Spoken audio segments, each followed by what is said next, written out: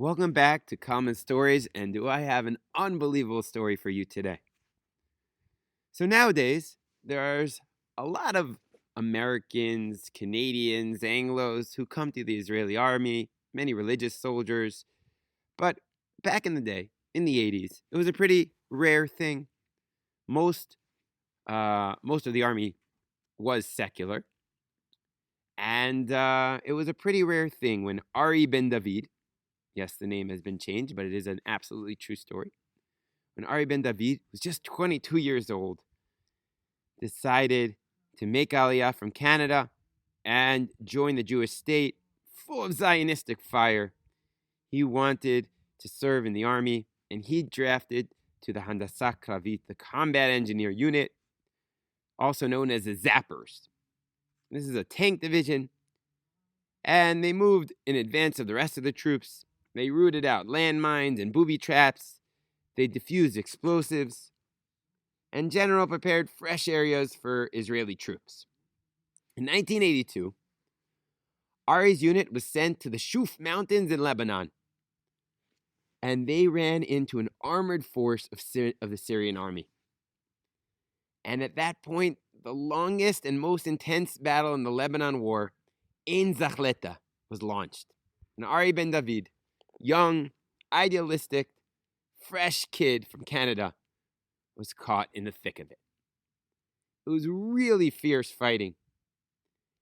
And a lot of the skirmishes were life or death missions. Sometimes they hung on by the skin of their teeth, but it was never one man for himself. Throughout the conflict, every fighter helped each other out. They took on to save each other's lives. They were all in it together. Each man was barricaded in their own tanks, and they had no idea who their comrades were, but it didn't matter because they were fighting for their country, for each other, and for their own lives. As the battle heated up, Ari noticed that there was one particular tank that seemed to always be at his tank's side. It was always parallel to his. Somehow, when they advanced, the other tank advanced in tandem. During skirmishes, tanks often get detached, but every time they were right next to each other. It was unbelievable. And they worked well with each other. They covered for each other, shielded each other, warded off snipers shooting from the trees, and each one saved each other's lives several times. It was like a little buddy system, yet never a word passed between our men and theirs. Said Ari, it just happened. In fact, Ari saw the tank next to him so many times throughout the idea at Ein Zachleta that he memorized the unit number marked into the surface. Aleph 2. And even though he couldn't see the other soldiers inside the tank, he often glimpsed at the young tank commander whose head was bobbing up on top.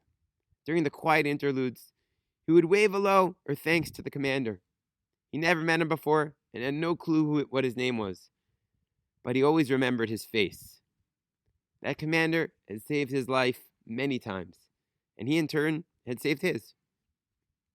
5 days later, the Battle of Ein Zachleta was over, and Ari went somewhere else. He never had a chance to personally meet the other tank commander or to thank him. During the entire time, never even one word. In 1983, Ari's 3 years came to an end. Finished the army, and he began an intense period of searching for meaning and searching for inner peace.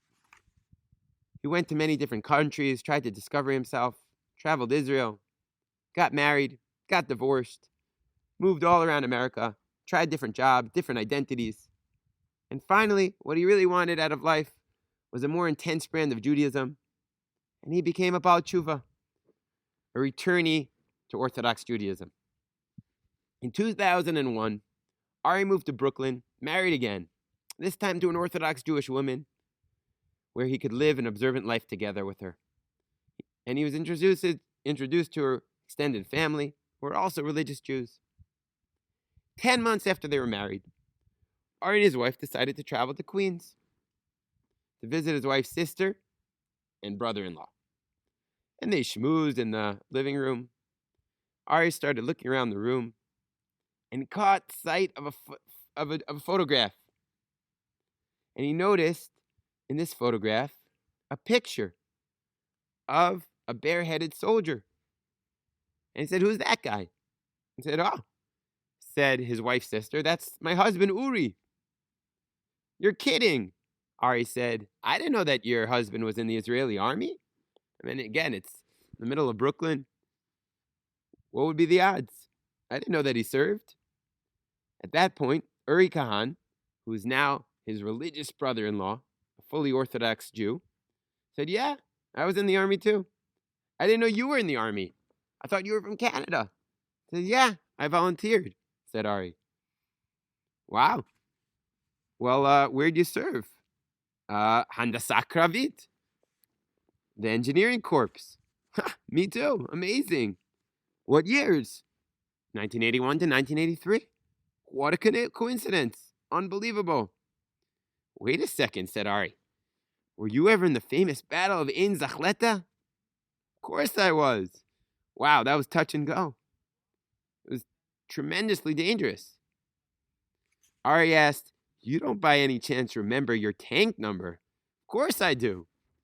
Aleph 2. And you were the commander." "No?" said Ari. "How do you know that?" Uri stared at Ari. "Because I used to wave at you throughout the day," said Ari. "And we saved each other's lives several times." "Uri, allow me to reintroduce myself. I'm not just your brother-in-law. I'm your comrade in arms. I'm Assistant Commander Ari Ben David, Tank Bet 3, the tank that seemed almost conjoined to yours through that famous battle. I always wanted to meet the man who saved my life so many times, but I never dreamed that he would be my brother-in-law." From this amazing story, again gleaned from small miracles of Yida Halberstam and Judah Leventhal, it teaches me the deep connection formed between brothers in arms. And may Hashem bless us to understand how deeply we are all connected. Bezrat Hashem, and we see miracles. And may Hashem save the Jewish people from all of our enemies. Have a great day.